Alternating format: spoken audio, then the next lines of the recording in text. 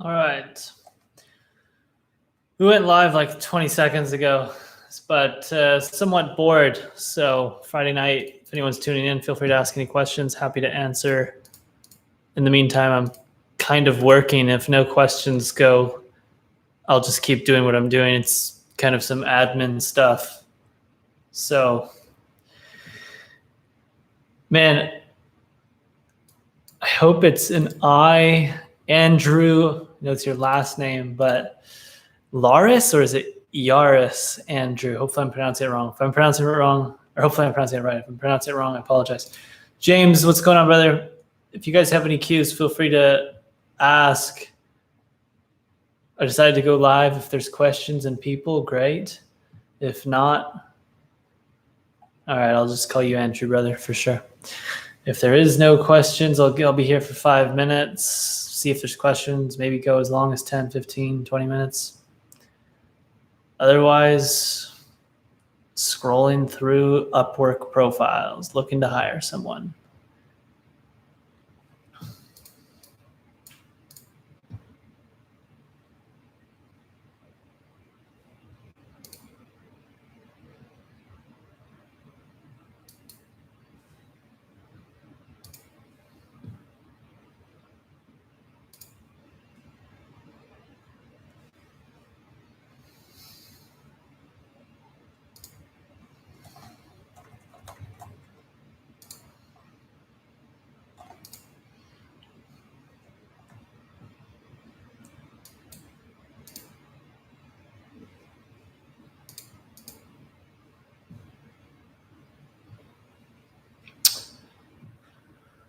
Would Trojan horse marketing work for the construction niche? Yeah, why not? I mean, generally speaking, my dad runs an insulation company, which is basically a construction company. Generally speaking, those people are older. They're like boomers. They're more old school.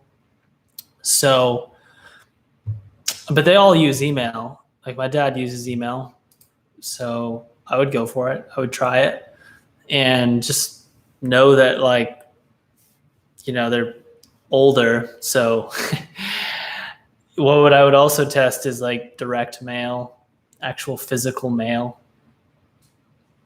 That might resonate more in a niche like that than a Trojan horse marketing video. But I would definitely still try it. I don't see why it wouldn't work.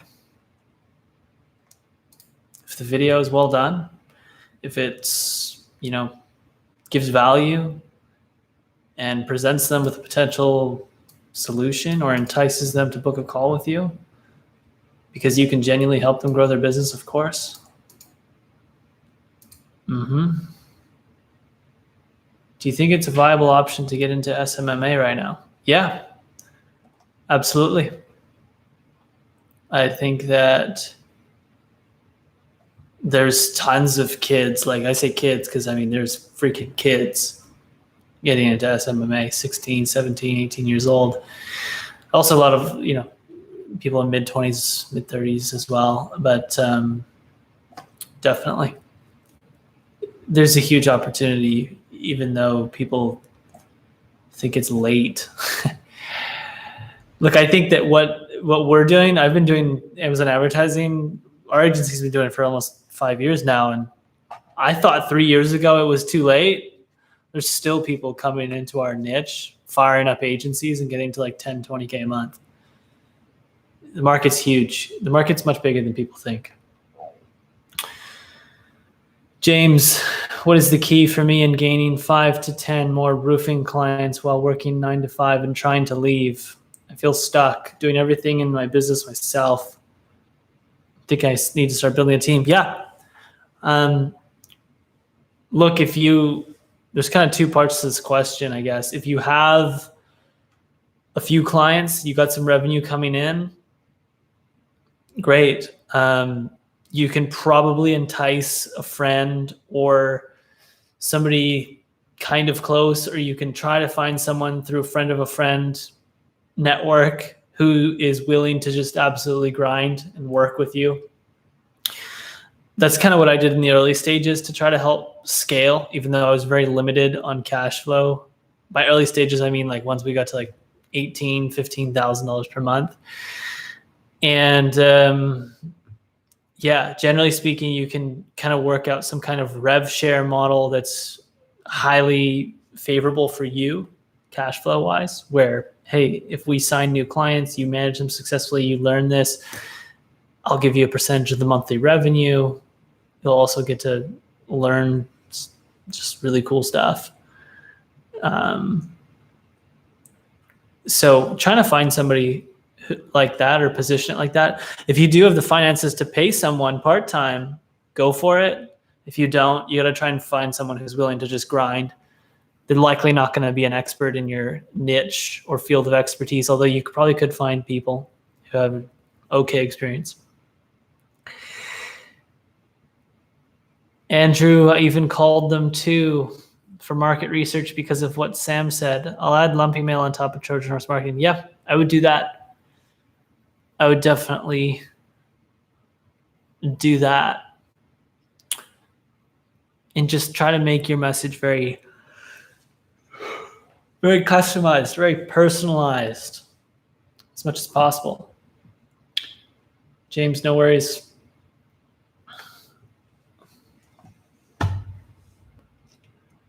For those of you who've just joined, I am kind of like scanning, doing some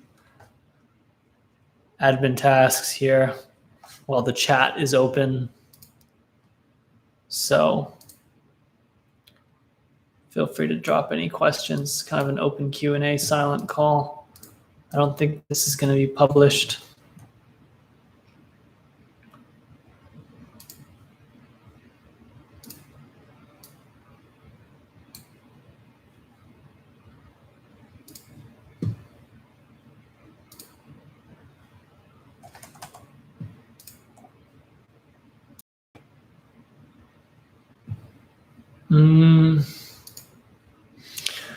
Which tools do you use to manage your clients? A lot. If you go to the profit and loss statements, I think it's the second P&L statement, we go through our software expenses and you can see all our tools. What is your best piece of advice for someone who is not that productive, trying to become productive? Why aren't you that productive? What is the unproductive, addictive habits that you have? In general, a dopamine detox will help you tremendously. You know, things that give you dopamine that absolutely kill productivity is video games, drugs, alcohol. Those things aren't great. You know, like if you're really into politics, I got wrapped up into politics during the election, wasted tons of time. By tons, I mean like, Tom, how's it going, brother? It's going well. It's Friday night. Just doing Q&A for fun. Yeah, what's that's so unproductive? What's hurting your productivity? Give me some specifics. James, best softwares to manage SOPs, Asana, Monday. We use Asana. Asana, the benefit of Asana is you can kind of visually see the workload of your team. You can have SOPs in there, but like, I would never use Asana for managing, for training. So Asana is good to just kind of like turn your SOPs that you might have that are detailed, you know, in a video or a doc or Loom video or wherever you have your SOPs. But Asana, you can kind of just take the highlights out of the SOP, like, download these reports, upload these reports, draft email for weekly report to client, send it, repeating every Friday. Like, Asana is good for kind of just those kinds of things where you can put in the highlights of the SOP, but we don't really have SOPs within Asana. SOPs are right now in Loom videos, in Lucidchart, and we're actually trying to figure out a better system for our SOPs because it's still not great. And the more people you hire, just the more you realize like where you store information becomes a problem.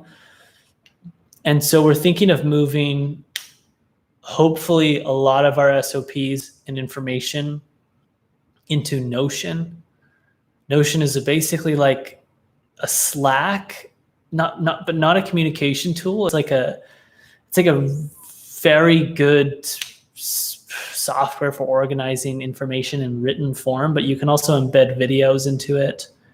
So yeah, we're thinking about using Notion because we already got it. We use it for one thing, which is our vision, our mission, our core values, and our collective purpose one pager, which is like a one pager we send to people that we hire. Yeah, James, I would check out Notion. I mean, honestly, we haven't used it, so we haven't used it extensively, but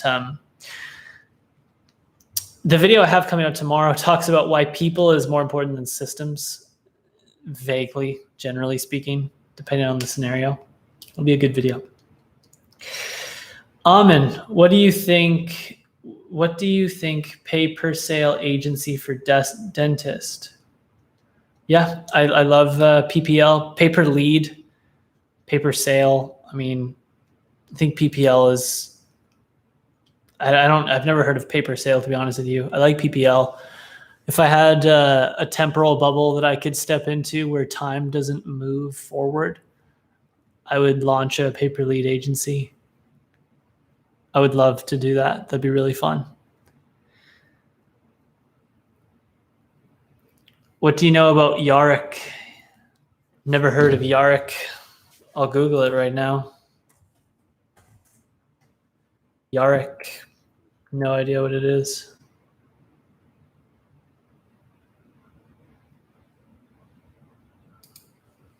I don't know. Nothing's coming up. Pretty much. Oh, look at this. Eminem. Pretty much every day I smoke weed, play video games, go on social media, watch too much YouTube. I'm having a hard time stopping these things, even for a day, even though it is the problem. How old are you? I mean, if you're 16, 17, I don't know. Age doesn't matter too much, but look, in general, you just need to stop buying weed. You need to delete and uninstall Steam and all video games. Throw your Xbox or Nintendo in the garbage, or if you have it downloaded on a computer like Steam, you need to uninstall it. You need to uninstall social media, delete your account. You can probably post on social media that you're deleting your account. I would just delete it.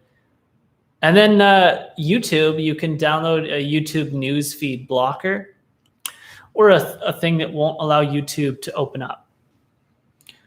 23 years old. Dude, you're my age. Actually, I just turned 24. So look, you can do it. I was once addicted to video games, very addicted at 19 and 18. And it's like a weed in your brain. It's kind of like coming off caffeine. If you've ever drank a lot of coffee, I've never drank a lot of coffee and I've never experienced this. So I shouldn't use this as an example, but I have friends and my girlfriend who've come off caffeine and they've said that the withdrawal that you experience is like very intense.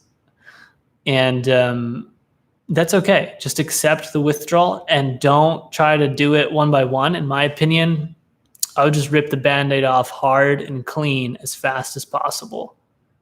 So get rid of it all tomorrow. Pull the plug. That's how I like to do things. You know, maybe that's not the best way, but I like to just go cold turkey and completely eliminate it. Also, what James said is very important. Surround yourself with people you like to be like. If you hang around friends that play video games, smoke weed, and are always on social media, yeah, you're probably not going to be able to get out of that. Your social circle has a tremendous impact on you as a human being because your social circle is kind of like the humans that validate you into society, if you will, that make you feel okay. They make you feel comfortable. They make you feel like, I'm loved. I have friends. I'm comfortable.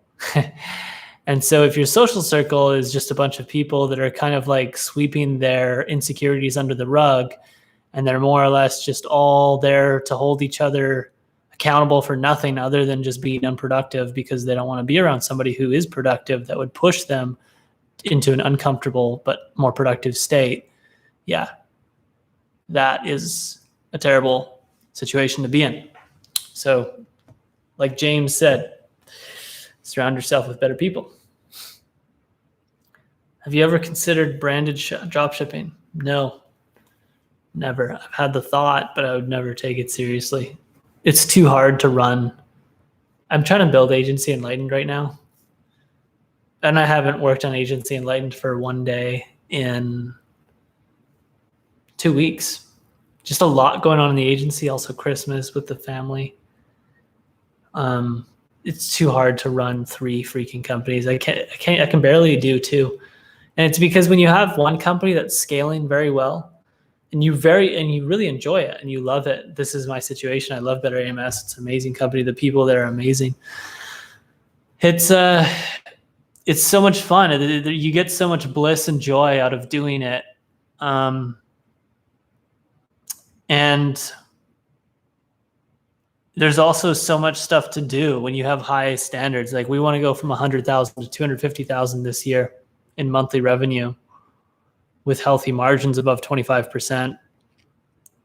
And that takes a lot of time and energy. So it's hard to run 2 companies. How do you decide to fire a client spending $200K plus per month for one of our clients, but it's taking up a lot of time? Do you have any experience with managing expectations / deciding whether to cut the cord? Dude, we have fired so many clients. Absolutely. You know, expectations are best set in the beginning. However, what happens is if they aren't set in the beginning, you kind of try to set clear boundaries. So I guess my question to you is, give me some more context on why you want to fire the client. You said it's because it's taking up a lot of time. In that case, if it's just time, I would go to them and renegotiate a higher price, which will justify the time. If it's time that you're spending because it's out of scope, you need to be very clear with them about that. But sometimes, like, we've fired many clients just because of their personality, the way they treated our people. We had this one client who wouldn't stop mentioning this one mistake our account executive made. And like, they were like so childish about it. They just wouldn't stop mentioning it. Even though our results were amazing. It was like this one day we accidentally spent we burned like $1,000 in ad spend by accident, even though we're spending like $50,000 to $100,000 per month. And the overall performance was amazing. Like, they were still highly profitable, but they were looking at this one little error. And the things they said to our account executive, when we found out, we were just like, hey, you're not a good fit. And we can't work together. We hope that you guys are able to find someone else. We love you guys. And we're sorry it had to go like this. But we try to do it in the most kind manner possible, at least in that scenario. But in general, always we default to kindness. But yeah, we've broken up with many clients. Give me some more context, AV. What do you use as your to-do list? Louis. Use this.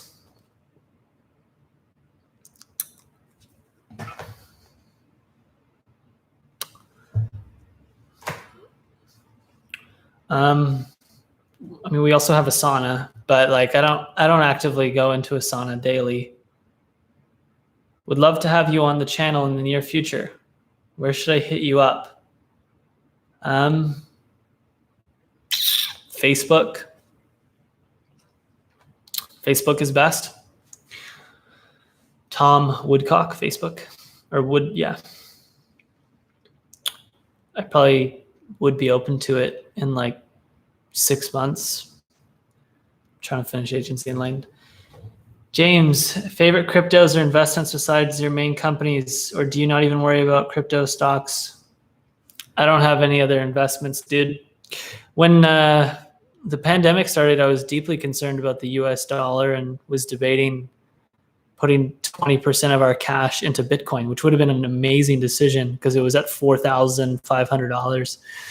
Never ended up doing it, but that was about the closest I've ever come to putting cash in another place. It's just because we don't have millions and millions of dollars in the bank. Once we have greater than 18 months of runway in the bank, cash, I've talked about this before. This is a very important concept for everyone to understand. If you want to build a big agency, you want to go big and you want to live for a long time. Okay. Just in general, you need to calculate your runway. And to do that, if your monthly expenses are $10,000 per month, let's just say it's $100,000 per month. Our expenses are getting there. Probably in 6 months, our expenses will be around there. If it's $100,000 per month and you only have $500,000 in the bank, you have 5 months of runway. It's a very simple calculation. Let's assume you don't adjust any of your expenses and your expenses stay constant at the average over the last 12 months. The average expenses per month last 12 months is $100,000. Great. You should have, in my opinion, 18 months of cash flow in the bank for 18 months of runway. I mean, think about that number. 12 months is also very good. 12 to 18 months is extremely healthy. Most businesses have about 1 to 2 months of cash flow in the bank. Okay. So think about that. You can't think very long term. If I have $1.8 million in the bank and our expenses are $100,000 per month, I am going to be absolutely floored. I'm going to be dumping money into huge bets. Jeff Bezos calls them big bets. I like to make bold, big bets. And if it fails, that's fine. So they've lost hundreds of millions or billions of dollars. And the only reason they could do that and make those bold bets was because they had a lot of cash. And most of these big bets won't pay off. Most of them are probably going to fail. But when you hit a big bet, the return pays off all the lost bets by 10 to 20 fold. The problem is most companies can't make big bets because they don't even have 2 months of fucking cash flow to survive. So, yeah, James just said, I just saw a stat saying average small businesses have 3 weeks of cash. And you know why most small businesses have no freaking cash? It's because most of them just either, I don't want to generalize here. Most of the entrepreneurs that I've met have very little cash because they're like me when I was 19 to 20 years old and they're just pulling out cash relentlessly. And they're just fucking paying themselves an ungodly amount. They don't even pay themselves a monthly salary. I did this for 2 years. I just paid myself whatever I felt like it. For a long time, I didn't even have a separate bank account. I would just sometimes use the company credit card or debit card and use it to buy personal stuff. I had my personal mix with my company. It was the most terribly run company ever for 2 years, 2.5, 3 years almost. The agency only got very well run about 18 months ago. And when we started running it properly and thinking about these things like long-term cash flow and culture and just proper finances and salaries, we went from $20,000 a month to $115,000 a month in 18 months. And then for, 3 years prior, we were stuck more or less. Anyways, that was a big rant on runway. Do you use a perfect webinar to sell your services or a normal face-to-face script? We just have if you go to our website, betterams.com, we just have a survey page that they fill out and they book a call. On the phone call, we have a 2-step sales process. We have a discovery call, 10, 15 minutes. Generally speaking, we need to get access to their account so we can run an audit. And then we have an audit call. The audit call is basically a sales call. And that's where we pitch our services and tell them how much money we think we can make them. Very simple, very highly effective too. We do webinars, but it's not like automated webinars. There's not perfect webinars. It's unique information almost every time. All right, a few questions coming in. Can you walk me through your process of finding clients on LinkedIn? Build a client avatar and hire a virtual assistant, Andrew Fain, and train that virtual assistant to begin building a database of ideal prospects in a Google Sheet. Pay them $2 to $3 per hour. They should be able to find 10 to 20 ideal prospects per day. Add those ideal prospects to your personal LinkedIn. Send them Trojan horse videos. Make content on LinkedIn and do that consistently for 18 months. And you'll probably get to 25, 50,000 a month from zero if you have a good service. But that, if your ideal prospects congregate on LinkedIn, it's so easy to begin signing clients, assuming you have a good service, in a good niche. Just because of what I just said, VA, Google Sheet, database, Trojan horse marketing, content consistently for 1.5 years. The thing that most people don't want to do is 18 months. They want to sign 10 clients tomorrow, and that's just unfortunately not realistic. If it's just you, unless you have a team of 20 people, then maybe it's realistic. Andrew, let me know if that helped you. V, your videos are great. Agency owner here doing about 60K a month with a team of 5. As we get bigger, processes and ops tend to break. Debating on hiring a manager to keep them aligned. Thoughts?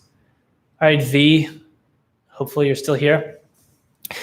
Listen to this. This is great. Don't hire a manager. Find someone on your team that has managerial-like personality and make them your manager. It's the best thing you could do. Managers are not like hiring. The only way that wouldn't work is if you don't have someone in your company that is of a manager personality type. So get them to do get everybody in your company to do a Clifton Strengths personality test and a COBA personality test. Look for those on the COBA that are stabilizers. Those are good managers. Look for people in Clifton Strengths. What are they? I forget the personality types, but when you go take the test and you read through it, you'll know. And then get them to take the visionary integrator personality test. Good managers are always integrators. They are not visionaries, okay? It's better to do that than hire someone because you kind of want to promote from within. And if you have nobody that can do it, then you should hire someone and train them from the ground up, ideally, so they know all your processes and they can be a manager. Now, it depends on your agency, I guess, because if you're running, like a web design agency and you need a project manager, then I can kind of see how you could potentially just hire someone and not hire from within, because there's tons of people that are specialize in project management for web design agencies. And that scenario I can see being okay, but it is better if you can make someone from within the company who knows all the processes already. They've mastered the process and they can now become a manager and like a trainer. That is way easier. Way easier. Yeah, your SMMA, easy. I mean, I would just try to promote from within then and make your best account executive or account manager, like your best, account executive, account manager. They're the same thing. It's just someone who talks to the clients and does the deliverables. Take your best one. If they fit the personality profile of a manager or whoever is the best one, then try to make them the manager, assuming they want to do it. Bring the conversation up to them, etc. hopefully that helps. And hey, congrats on reaching 60,000 a month. That's great. Good milestone. Let me know when you get over 100,000. I'd love to maybe do an interview or something at some point. What else do we got? Steven Penquay would go for a moonshot company if you couldn't sustain it, but it's all about you think about. Steven, not sure what your question is. Which kind of dopamine fast would you recommend? The one where it's 3 days and all you can do meditate, journal, or one where it's a month, but you can do other activities like reading and working? I would recommend at least a 10-day detox of everything that you mentioned. I think honestly, you need about a month. You can read and you can work and you can do other activities, but just kill the drugs, social media, YouTube, and video games. Just kill all of that. And that'll just, fuck, man. That'll hurt for the first 2 weeks. Louis, appreciate the responses. Love your content. Thank you so much. I love you too. AV blended 3.5 ROAS overall, and they're worried about a bad day. It's not price as we get paid well. It's more the way they talk to us and turnaround times they expect for assets. Daily calls. Fuck, daily calls, man. That is the death of that is the death of a client in our agency if they want daily calls. We have clients with, I don't know what the budgets are, $24 million per year in ad spend. We have weekly calls. Like they're spending, like almost $100,000 a day. And we don't need to talk more than once a week. There's not much to talk about every day. So yeah, man, that's a tough situation to be in. And if anybody was trying to do daily calls with us, I would immediately put the foot down and say, we're not doing anything more than weekly. If they were a big enough client. If they're not even that big, I would tell them bi-weekly, honestly, monthly, depending on the size. So sometimes you just got to lose those clients, even though it hurts your MRR. It's better for your culture and for your people to not have to deal with toxic clients, because then it starts to create a more toxic culture. With that being said, it's got to be a balance. Okay, is this client really toxic, or do they just have high expectations and they think big? And if you can set the boundary and you can put the foot down and tell them, look, if you want to do daily calls, if you want to treat our account executives like this and expect 2-day turnaround times, we're not the agency for you. Honestly, every time we've ever had a conversation like that with a client, it's gone very well and they've been very respectful. And we usually walk away from that phone call having a better, deeper relationship because we set a clear boundary and we were willing to walk away. And now the client psychologically wants to stay with us more because, hey, we're willing to walk away. That's it. We're not some agency that's going to just keep you because you're paying us $6,000 a month. We don't care about that. We don't care about your money. We just want to be happy working with you. We want you to be happy. We want our team to be happy. And we're not willing to sacrifice our culture for your $6,000. That's it. They'll love you if you say some stuff like that, and maybe they'll hate you. And if they do, great. You shouldn't be working with them. So let me know if that helps. Maybe come back on the next live stream and let me know. James, love the runway concept. Never heard of it before. Kind of like an emergency fund for the business. 18 months. I like it. Yes. Just saw the stat. Thanks for sharing. Andrew, definitely helpful info. I think I struggle because my ideal client from whom I've worked with often doesn't spend much time on LinkedIn. Instagram seems to be much where they're spending time. Yeah, if Instagram's where they're spending their time, great. Use Instagram. And you can probably replicate that strategy just with Instagram. Tiffany, I got fired for forgetting to turn off my webcam during a Zoom meeting, and I was playing with myself. Wow.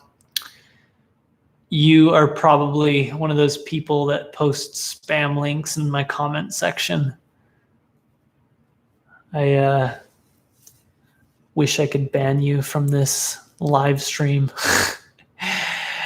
But that's hilarious, and you got me to read it out loud, so you win.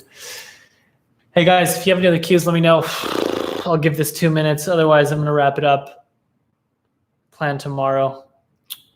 And I got about 57 minutes of work left. Pedro, Kaye, recommendations for starting entrepreneurs in Amazon. I have only 2 clients for starting entrepreneurs in Amazon.